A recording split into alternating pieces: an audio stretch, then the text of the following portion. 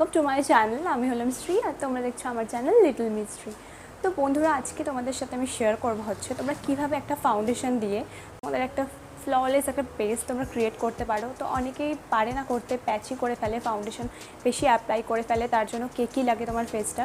But আজকে আমি দেখাবো কিছু স্টেপে, 5টা স্টেপে মাত্র তোমরা কীভাবে একটা ফ্ললেস বেস পেতে পারো ফাউন্ডেশন দিয়ে।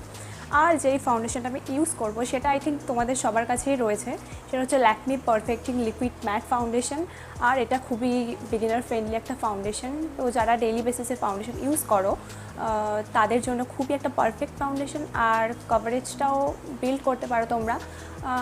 এটা বেসিক্যালি তোমার শিয়ার টু মিডিয়াম কভারেজ দেয়। তো এটাকে তোমরা 2-3 লেয়ার অ্যাপ্লাই করতে পারো একটা ভালো একটা কভারেজের জন্য। তো অনেকেই তোমরা পারো না করতে, সেই জন্যই আমি ভাবলাম এরকম একটা ভিডিও, এই টাইপের একটা ভিডিও হেল্পফুল হবে আই থিঙ্ক, আর তাই জন্যই করা ভিডিওটা।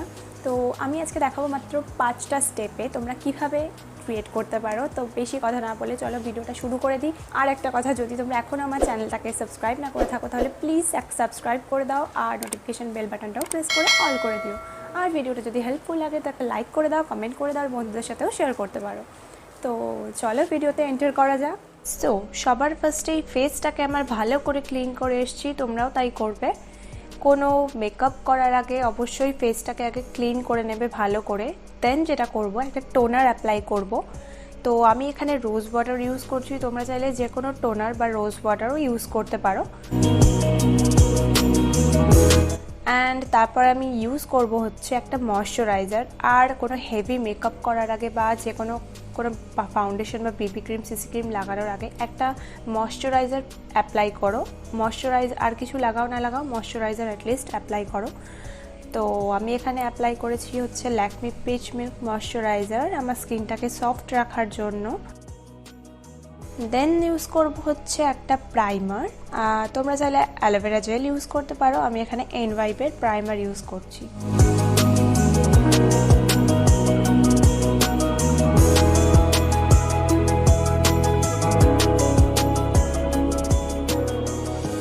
তারপরে নিয়ে নিচ্ছি সবার পরিচিত এই ফাউন্ডেশনটা, Lakme perfecting liquid matte foundation.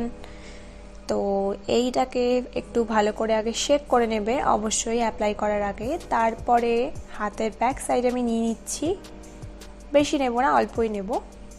নিয়ে আমার ফেসে ডট ডট করে ফার্স্ট আমি অ্যাপ্লাই করে নেব। আর ঘাড়েও কিন্তু অ্যাপ্লাই করতে নেকে ভুলবে না। তো লাগিয়ে ফেলছি, দেখতে পাচ্ছ। অ্যান্ড তারপরে এই ফ্ল্যাট ফাউন্ডেশন ব্রাশটা দিয়ে ফার্স্টে এটাকে আমার মুখে স্প্রেড করে দেবো আগে। তারপরে আমি যেইভাবে ঠিক ব্লেন্ড করছি ঠিক এইভাবেই করবে। তোমরা ব্রাশের সাহায্যে যদি ফাউন্ডেশন ব্লেন্ড করো তাহলে এটাকে সার্কুলার মোশনে ব্লেন্ড করবে, নাহলে কিন্তু ব্রাশের যে দাগটা সেটা তোমার ফেসে বোঝা যাবে। তো ফার্স্টে ভালো করে সার্কুলার মোশনে ব্লেন্ড করে দাও স্প্রেড করার পর।